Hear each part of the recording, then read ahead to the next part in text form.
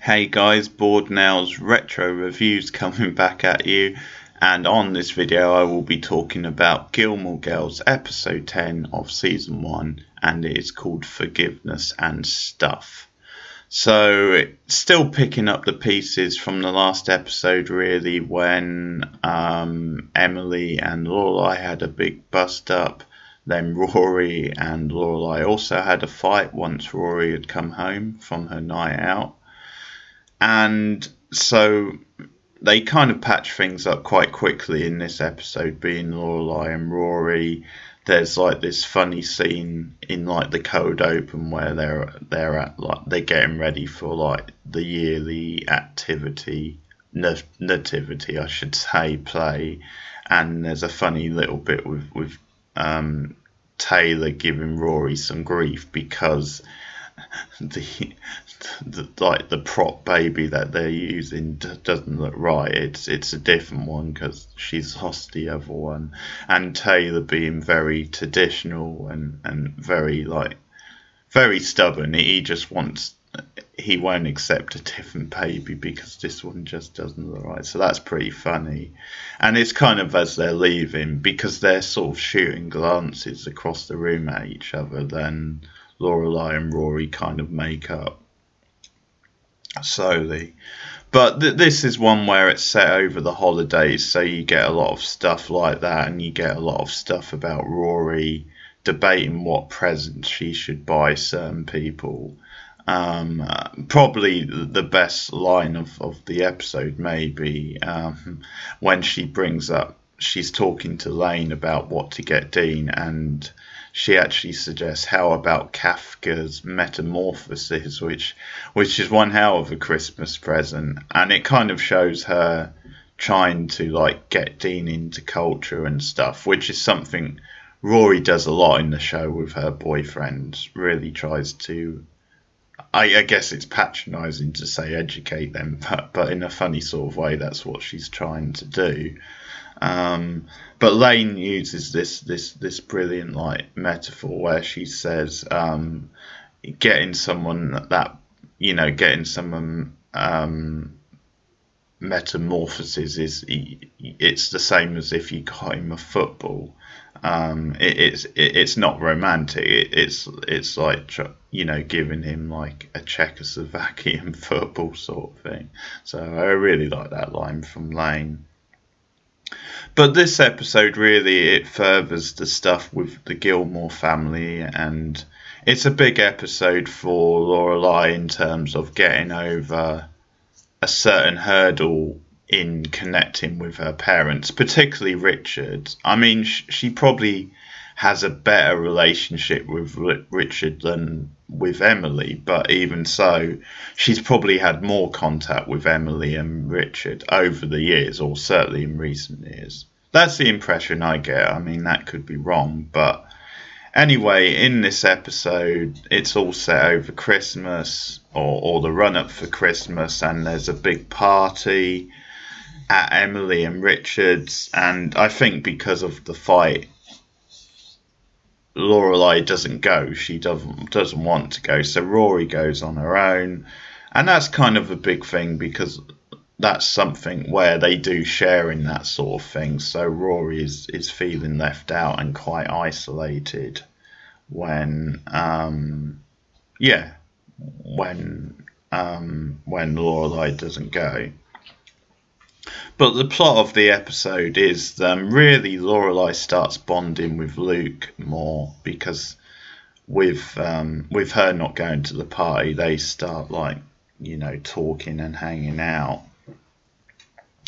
But then the events of the party are them Richard ends up having like a high blood pressure. He ends up passing out and going into hospital, and that brings everything to a head. And this is another big Lorelai and Luke episode. And hey, you see, no Max. Max is nowhere to be seen. So I think the show might be trying to tell us something here. So anyway, Luke is very much there for Lorelai. There's some like beautiful moments between the two in this episode. I really like this stuff because when they hear about Richard going into hospital, Luke agrees to drive Lorelai. He's like a rock throughout this episode. So this is good character stuff for Luke because you really see. Sure, he has this deadpan, moody demeanor, but when it comes to the crunch, he really is someone who can be relied upon to come through for the people in his life, the people he cares about. And it's a big sign, the fact that he's willing to drive Lorelai. But in the car on the way over, they're talking about various things. They're talking about Lorelai's family and stuff, and Luke reassures her at one point, I can't imagine you being a disappointment for anyone. And Lorelai looks at him and says, "You're a good man." So really great stuff. And I think also this shows Luke becoming more and more like a father figure for Rory. So he's there for them at the hospital. He's like saying, "Can I get you a coffee or stuff?" And he's there in general. He's there to talk to Emily later in the episode. He's there to support Rory, the whole sort of shebang. But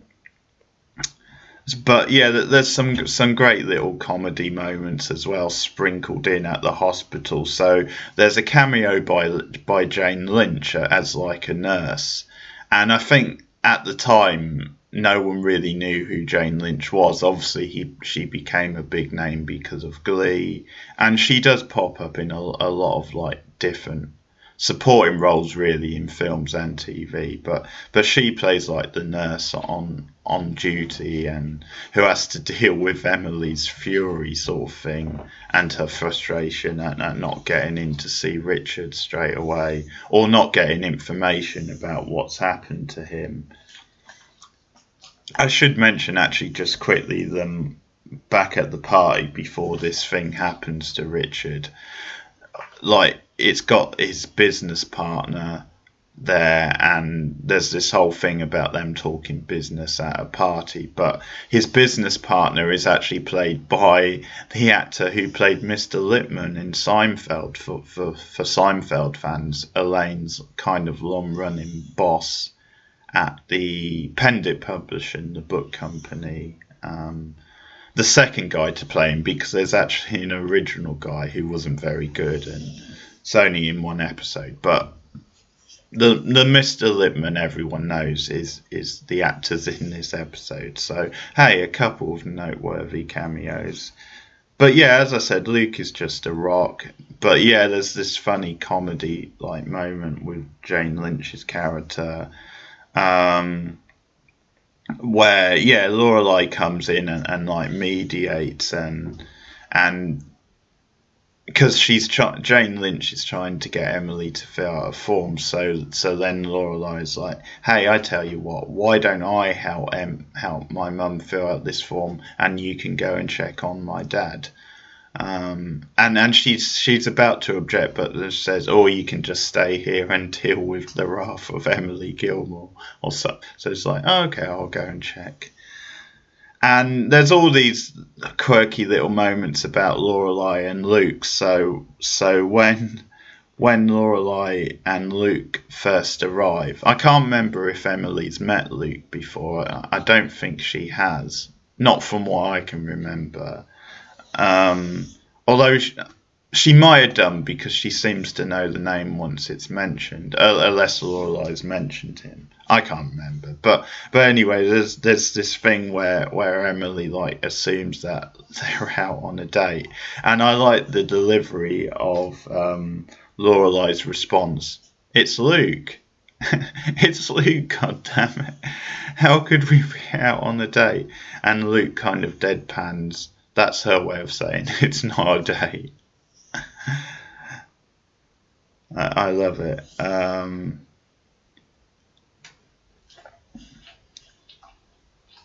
So there's some great banter, some great screwball back and forth. Oh yeah, there's some flirtation between Luke and Lorelai, where Lorelai actually comes out with, "Well, you always look good," um, and Luke kind of, doesn't let that rest. And then there's some stuff about Luke not liking hospitals. So at one point, Lorelai just points out to him like this bed passing, and hey, check out the guy with the screwdriver in, in his head, and Luke sort of freaks. And actually, the Luke Emily scene I really like, because the point is, he's just there for them, for her. He just listens about Richard, and Emily says, he was a good man, and I'm sure that's what he said. And Luke actually makes a point of saying, yeah, that's what Lorelai said about him. So this idea, then Lorelai opens up to Luke, and actually she does have good things to say about her parents. It's just she doesn't say it to their face very often. But then it's Emily again, like digging for stuff, trying to read in between the lines, which is, she's kind of telling the truth, but obviously it's not really her place. But she's like saying, yeah, you two love each other, you and Lorelai, don't you? And Luke says, we're just friends, and Emily's like, you're both fools then. And I like when Rory and Lorelai come out, then Luke says, well, your mum's just told me I'm a fool, basically. But the end of the episode is Lorelai getting over this barrier where she keeps making excuses not to see her father, not to go in. It's almost like this barrier. And again, Luke, I think in this episode we see how well Luke knows Lorelai, how he can read her. And so he's kind of like, he knows exactly why she won't see her father, and is trying to prod her to get her to see him.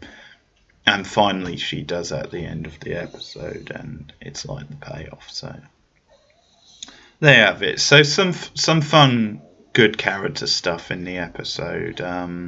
Probably not as good as the last episode, but enjoyable nonetheless. And yeah, big one for the family, big Luke episode. So that's Gilmore Girls episode 10, Forgiveness and Stuff. And I'll be back with a more Gilmore Girls review soon. I hope you guys are well, stay safe, and see you again soon.